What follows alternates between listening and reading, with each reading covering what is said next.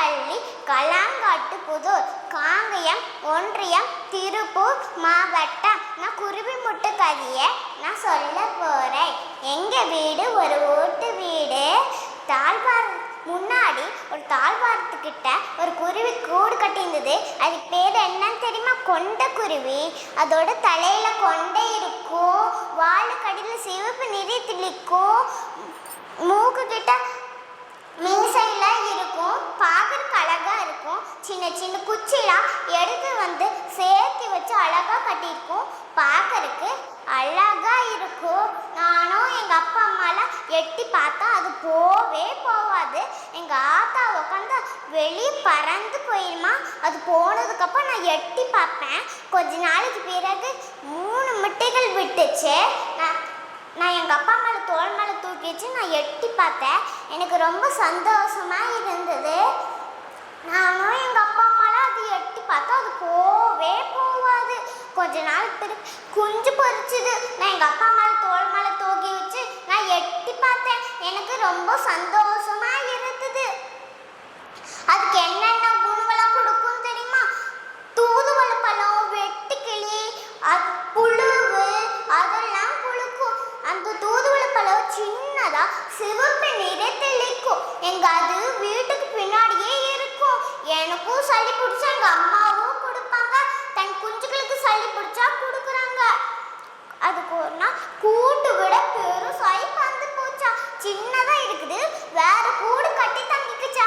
நீங்க இந்த கதையிலிருந்து நீங்க என்ன தெரிஞ்சுக்கினீங்கன்னா, பறவைகளுக்கு உணவு வேணும்னா அதுக்கு தேடி போனாதான் உணவு கிடைக்கும்.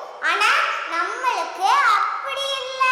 நம்மளுக்கு பள்ளிக்கு போனா காலை உணவு திட்டுல கிடைக்குது, மதிய உணவு கிடைக்குது, நைட் ஆனா நம்மளுக்கு அப்பா அம்மா கொடுக்குறாங்க. ஸ்கூலுக்கு வந்தா நம்ம டீச்சர் பாதுகாப்புறாங்க, வீட்டுக்கு வந்தா நம்ம அப்பா அம்மா பாதுகாப்புறாங்க. அதே மாதிரி தன் குஞ்சுகளை அவங்க அப்பா அம்மா பாதுகாப்புது. அதே மாதிரி நம்ம அப்பா அம்மாயும் பாதுகாப்புறாங்க. குருவிக்கு தங்கிறதுக்கு ஒரு மரம் வேணும், நம்மளுக்கும் மரம் வேணும். மரம் வெட்டினா நம்ம நாள் வாழ முடியாது. மரம் வெட்டவே கூடாது, அப்பதான் நம்ம நாள் வாழ முடியும். உங்களுக்கு ஒரு மரம் பற்றிய ஒரு கவிதைன்னு சொல்ல போறேன். அழகிய மரமே, ஆர்வத்தோட உன்னை ரசிப்பேன். இனியெல்லாம் மழை துளிகள் ஈடல்லாமல் தருகிறாய் நீ எங்களுக்கு. உழவத்தார்க்கு உணவுகளை தந்து மூடுகோலை நித்தும் மரமே, என்றும் எங்களை ஏற்றத்தோடு வாழ வைக்கிறோம். அதனால் ஐயமின்றி உன்னை வளர்ப்போம். ஒன்றாக இணைந்து ஓங்கி உயர்ந்த மரங்களை நடுவோம். அவசியமாய் நீ எங்களுக்கு எப்போதும் இத்து போல் என்றும் மரங்களோடு வாழ்வோம். மரம் நடுவோம், மழை பெறுவோம். நன்றி, வணக்கம். அனைவருக்கும் வணக்கம். 2023 வாசிப்பு இயக்கம் பள்ளி கல்வித்துறையின் மூலமாக ஏற்படுத்தப்பட்டது. இது பார்த்தீங்கன்னா இந்த கொரோனா காலத்தில் ஏற்பட்ட கற்றல் இடைவெளியை போக்குறதுக்காக அந்த வாசிப்பு இயக்கம் கொண்டு வந்திருக்காங்க. 2023 51 புத்தகங்கள் வெளிவந்துச்சு. 2024 70 புத்தகங்கள் வெளிவந்துச்சு. அப்போ ஸ்கூலில் எல்லாத்துக்கும் சர்க்குலர் வந்துச்சு, ஆசிரியர்களும் கதை எழுதலாம், மாணவர்களும் கதை எழுதலாம் அப்படின்னு சொல்லி. நாங்கள் எல்லா குழந்தைகிட்டையும் சொன்னோம். சொல்லும் போது பார்த்தீங்கன்னா தன்யா எப்போதுமே ரொம்ப ஆர்வமாக இருப்பாள். எந்த ஒரு விஷயத்தையும் அவள் நுணுக்கமாக கேட்பாள்.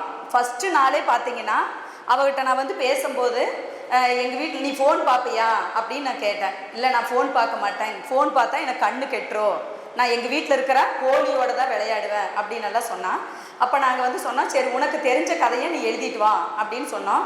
சொல்லும்போது இவன் அப்போ எழுத தெரியாது, அதனால் அவங்க அம்மாவுடைய உறுதுணையோட அவள் எழுதிட்டு வந்தாள். எழுதிட்டு வந்ததை நாங்கள் வாசிப்பு இயக்கத்தில் அனுப்பிவிட்டோம். அப்போ நம்ம குழந்தை கதை இந்த செலக்ட் ஆயிடுச்சுங்க. நான் 5 கதைகள் எழுதி அனுப்பினேன். அதில் 2 கதைகள் செலக்ட் ஆயிடுச்சு. ஆனால் ஒரு கதைகள் மட்டும் இப்போ வந்திருக்கு. இனி அடுத்த ஜனவரியில் இன்னொரு கதை வரும். தொடர்ந்து வாசிப்பு இயக்கம் எங்கள் பள்ளியில் செயல்படுத்திகிட்டு இருக்கிறோம். வாசிப்பு இயக்கத்திற்கு ரொம்ப ரொம்ப நன்றிங்க.